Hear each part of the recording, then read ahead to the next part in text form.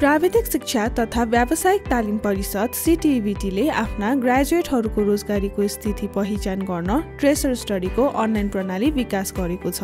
यस सर्वेक्षणबाट प्राप्त नतिजाले CTEVT का कार्यक्रमहरूको गुणस्तर र सान्दर्भिकता बढाउन मद्दत गर्नेछ। तसर्थ सन् 2016 विक्रमसम्म 2073 साल वा त्यसपछि डिप्लोमा तथा प्रमाणपत्र तहमा र सन् 2019 विक्रमसम्म 2076 साल वा त्यसपछि प्री डिप्लोमा तहमा रेजिस्ट्रेसन भएका र प्राविधिक शिक्षाको अध्ययन पूरा गरी ट्रान्सक्रिप्ट लिइसकेका ग्रेजुएटहरूलाई यस सर्वेक्षणमा सहभागी हुन अनुरोध गर्दछौँ। फारम भरेको ग्रेजुएटहरूको व्यक्तिगत विवरण गोप्य राखिनेछ। तपाईलाई यो फारम भर्न 5 देखि 10 मिनेट समय लाग्नेछ। ट्रेसर स्टडी सुरु गर्न सबैभन्दा पहिले ctevt.org.np वेबसाइटमा जानुहोस्। तल स्क्रोल गरेपछि ग्रेजुएट सर्वेको बक्स आउँछ। त्यसमा क्लिक गरेपछि तपाईले यस्तो लगइन पृष्ठ पाउनुहुनेछ।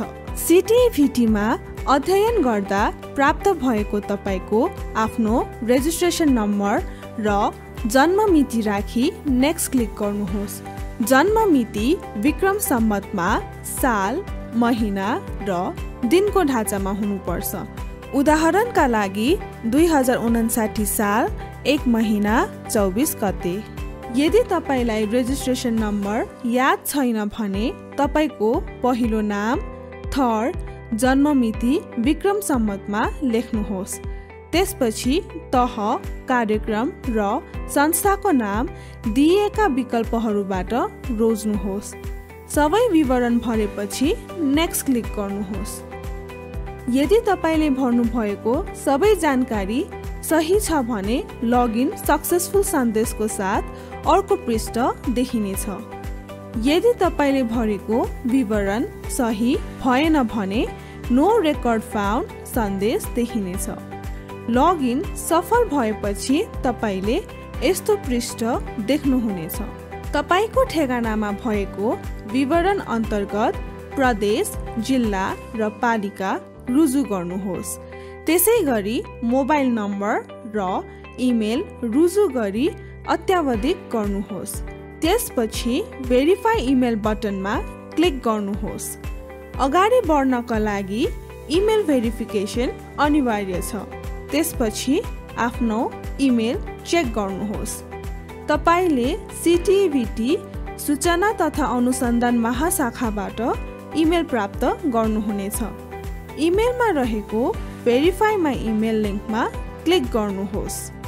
इमेल भेरिफिकेसन भएपछि तपाईले यस्तो पृष्ठ देख्नुहुनेछ। प्रोसिड विथ द ट्रेसर स्टडीमा क्लिक गर्नुहोस्। त्यसपछि तपाईले यस्तो पृष्ठ पाउनुहुनेछ।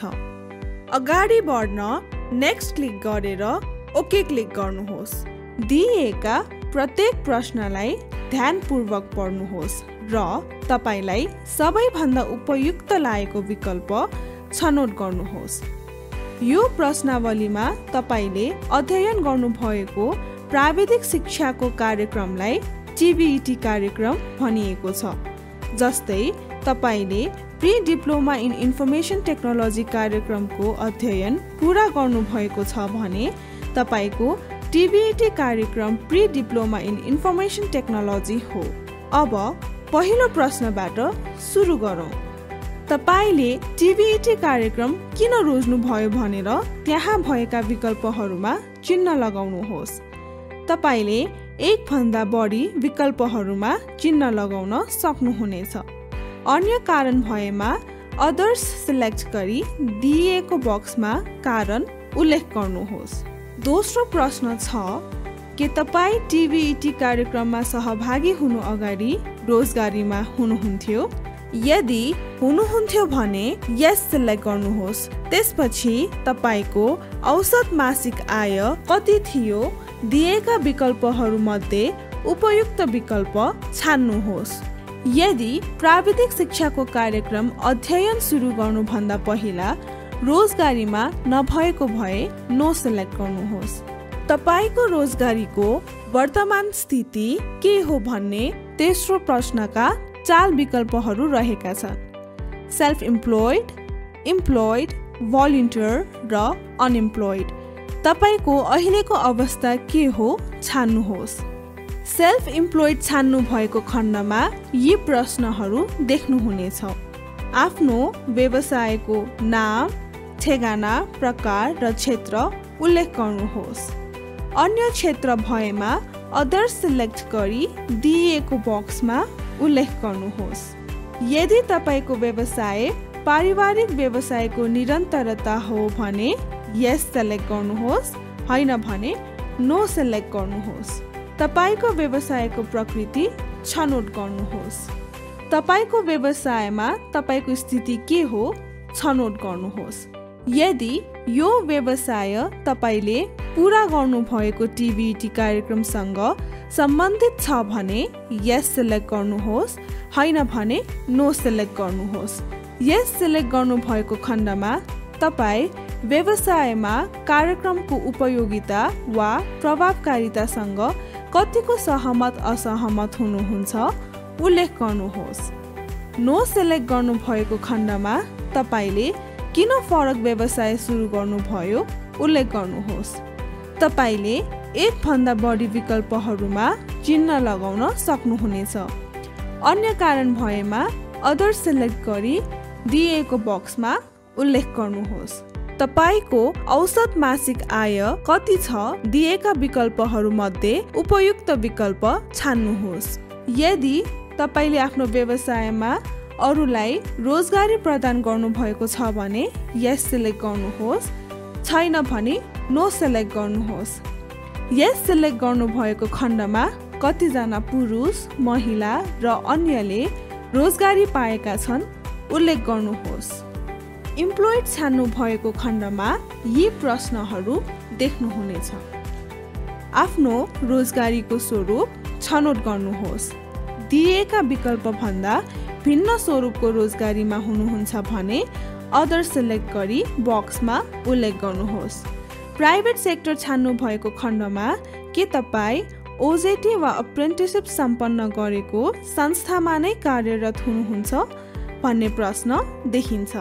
यस वा नो मध्ये उपयुक्त विकल्प छनौट गर्नुहोस्। आफ्नो रोजगारीको प्रकार उल्लेख गर्नुहोस्। तपाईको पद वा तह छनौट गर्नुहोस्। यदि तपाईको रोजगारी तपाईले अध्ययन गरेको टिभीटी कार्यक्रमसँग सम्बन्धित छ भने यस सिलेक्ट गर्नुहोस्, छैन भने नो सिलेक्ट गर्नुहोस्। नो सिलेक्ट गर्नुभएको खण्डमा तपाईले अध्ययन गरेको टिभीटी कार्यक्रमसँग असम्बन्धित रोजगारीमा किन हुनुहुन्छ उल्लेख गर्नुहोस्। तपाईले एक भन्दा बढी विकल्पहरूमा चिन्ह लगाउन सक्नुहुनेछ। अन्य कारण भएमा अदर सिलेक्ट गरी दिएको बक्समा उल्लेख गर्नुहोस्।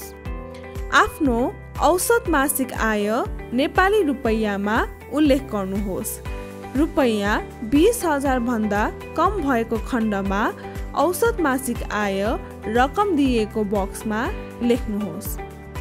तपाईलाई अध्ययन पूरा गरेपछि रोजगारी प्राप्त गर्न कति समय लाग्यो उल्लेख गर्नुहोस्।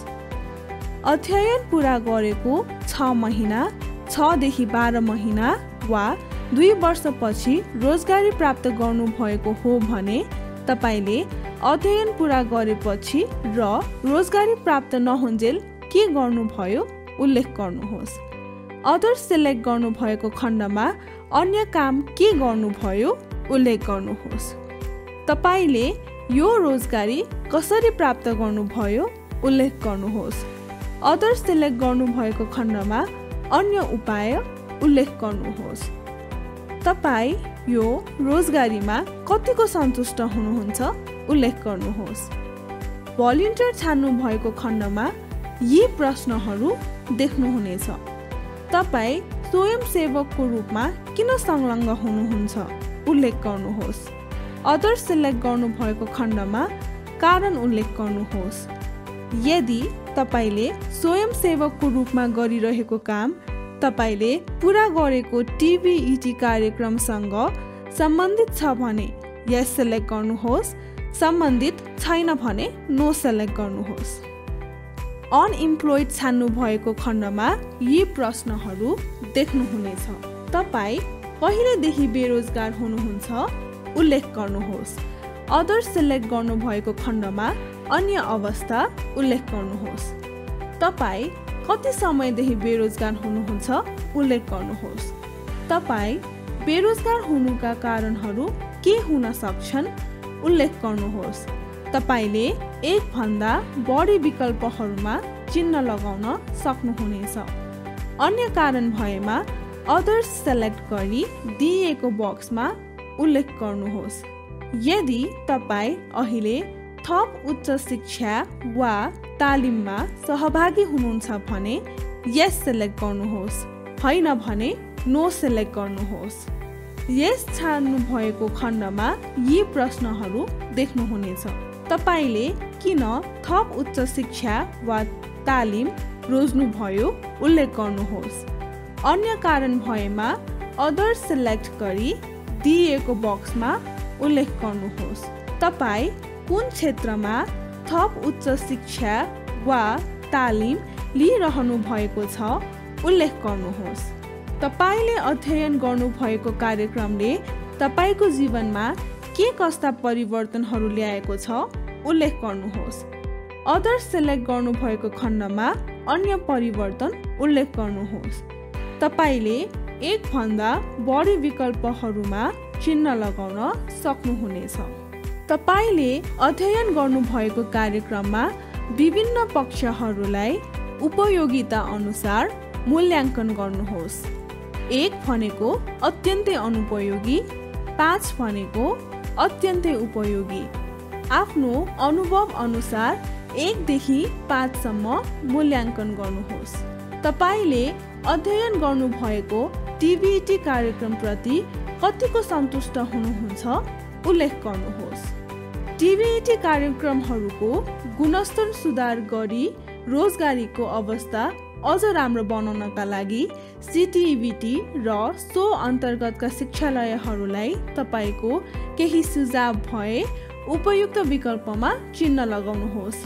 अन्य केही सुझाव भएमा अदर सेलेक्ट गरी दिएको बक्समा लेख्नुहोस्। अघिल्लो पेजमा जानको लागि प्रिभियस बटन दिइएको छ, तर ध्यान दिनुहोला, अघिल्लो पेजमा जाँदा अहिलेको पेजमा तपाईले भरेको विवरण हराउन सक्छ र उक्त विवरण पुनः भर्नुपर्ने हुन सक्छ।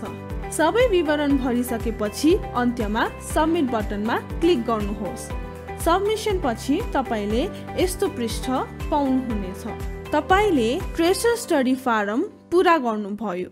तपाईले 6 महिनापछि पुनः ट्रेसर स्टडी फारम भर्न सक्नुहुनेछ। ट्रेसर स्टडीको फारम भर्नका लागि समय दिनुभएकोमा धेरै धेरै धन्यवाद।